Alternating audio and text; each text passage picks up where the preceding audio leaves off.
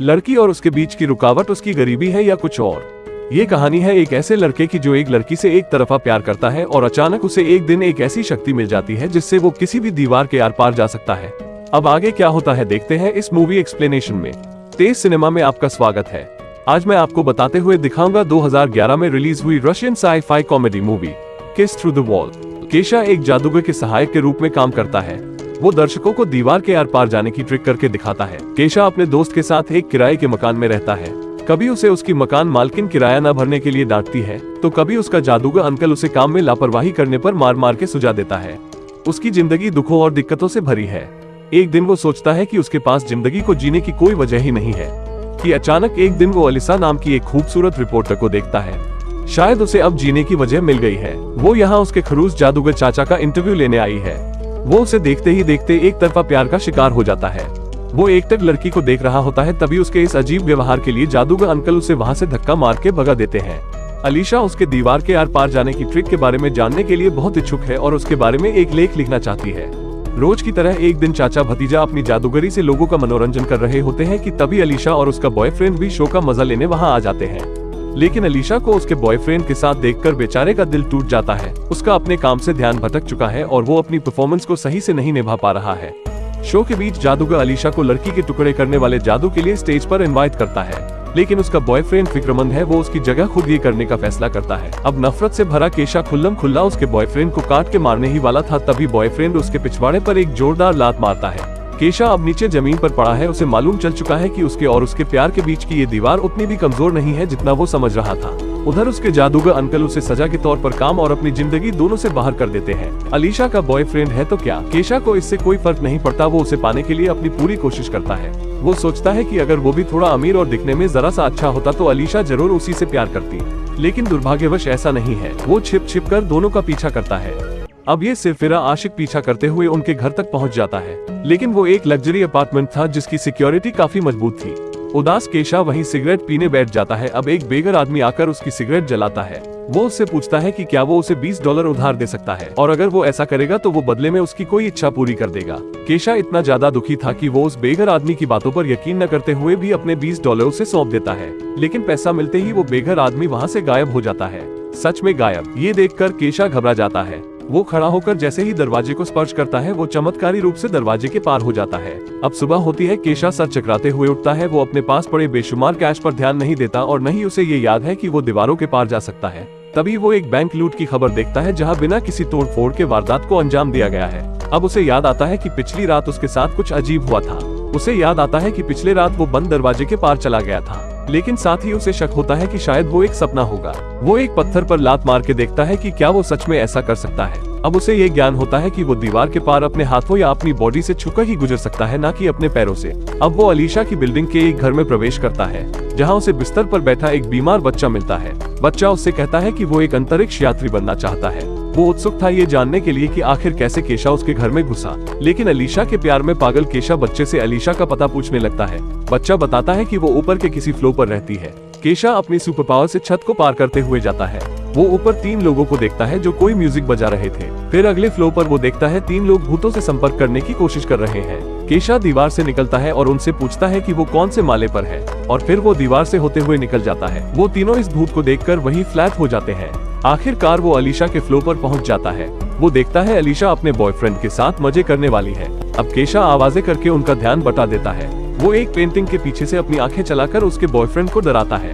अब पिछली रात बैंक डकैती में उसने जो पैसे लूटे थे उसमें से वो अपनी मकान मालकिन को बकाया रकम चुका देता है। इस सुपर पावर ने उसकी जिंदगी को पूरी तरह से बदल दिया है। वो अपने लिए एक ऑडी खरीदता है। रास्ते में एक पुलिस वाला उसकी गाड़ी को रोक लेता है। केशा अपनी कार के नीचे जाकर पुलिस वाले के जूतों के फीतों को आपस में बांध देता है। अब सुपर पावर मिलने के बाद जो भी उसके मन में आता है वो कर डालता है। वो अपने जादूगर अंकल के पास जाता है और उनका बिजनेस खरीद कर उन्हें काम से निकाल देता है। वैसे तो उसके अंकल भी कोई दूध के धुले तो थे नहीं। अब दुर्भाग्य से जांच एजेंसी वाले पता करते हुए उस तक पहुंच जाते हैं, लेकिन आखिर वो पकड़ा कैसे गया? ऐसा इसलिए हुआ क्योंकि पगला बैंक में डकैती करते समय नींद के नशे में बैंक में एक एप्लीकेशन लिखकर छोड़ आया था जिसमें वो अपना घर का एड्रेस भी भराया था। अरे भाई, बैंक डकैती करने गए थे या बैंक लोन लेने? अब यहाँ से केशा का निकलना लगभग नामुमकिन था। तभी उसकी मकान मालकिन वहाँ तशरीफ लाती है। केशा का फ्रेंड कहता है कि ये घर जर्जर है, कभी भी टूट सकता है। लेकिन मकान मालकिन कहती है कि ये गलत है, उसका घर मजबूत है और अभी सालों साल ऐसा ही रहने वाला है। लेकिन जैसे ही वो चाय बनाने के लिए गैस चालू करती है, एक बड़ा विस्फोट होता है। अगर केशा अपनी सुपर पावर से उन्हें नहीं बचाता, वो सब के सब मारे जाते। अब ऑफिसर्स इस एहसान के बदले उसकी बैंक डकैती की बात को दबा देते हैं। अब केशा और उसका दोस्त एक बड़े महंगे घर में चले जाते हैं। उसका दोस्त बहुत सारे बेघर लोगों को घर में ले आता है। अब केशा अलीशा से मिलने उसके घर जाता है। वो देखता है कि वो अपने बॉयफ्रेंड के साथ लड़ रही थी। वो दीवार में छिपकर उनकी बातें सुनता है। उसे मालूम चल जाता है कि अलीशा अपने बॉयफ्रेंड से क्या एक्सपेक्ट करती है और उसका बॉयफ्रेंड क्यों उसे खुश रखने में असफल रहा। अब वो अलीशा को पाने के अपने मंसूबे में आसानी से सफल हो सकता है, लेकिन इस तरह की छोटी चीजों के लिए इतनी बड़ी सुपर पावर का इस्तेमाल करना कितना सही है। उस बेघर आदमी ने उसे ये शक्तियाँ अच्छे काम करने के लिए दी थी, न कि लड़कियां पटाने के लिए। अब वो एक पोर्शे और फूल खरीदने जाता है। वो अलीशा का इंतजार करता है और उसके आते ही उसे प्रपोज कर देता है।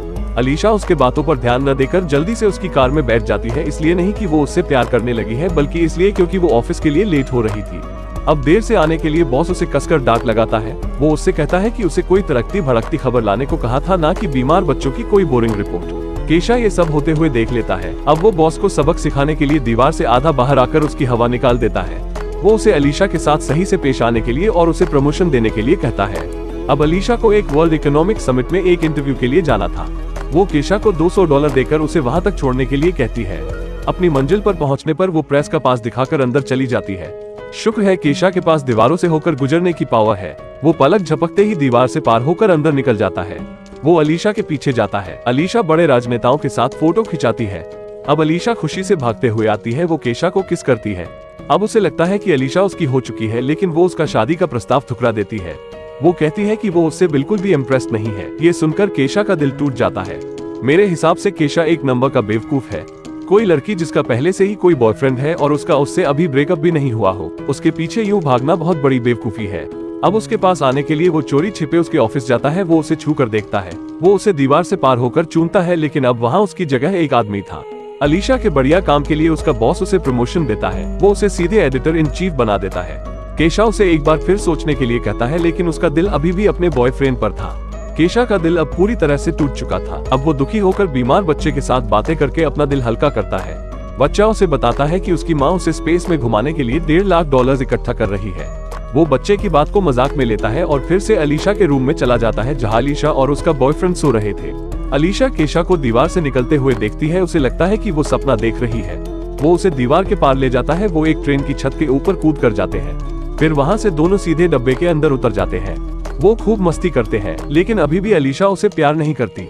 अब अगले दिन वो गुस्से में उसके बॉयफ्रेंड को सीधे बॉक्सिंग रिंग में चैलेंज कर देता है, लेकिन वो बुरी तरह से मार खाता है। इसके बावजूद ये मोटी चमड़ी अलीशा का पीछा नहीं छोड़ता।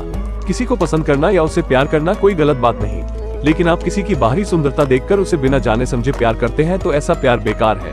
अब वो एक ऊंची बिल्डिंग की खिड़की पर खतरनाक तरीके से खड़े होकर अपने प्यार का इजहार करता है।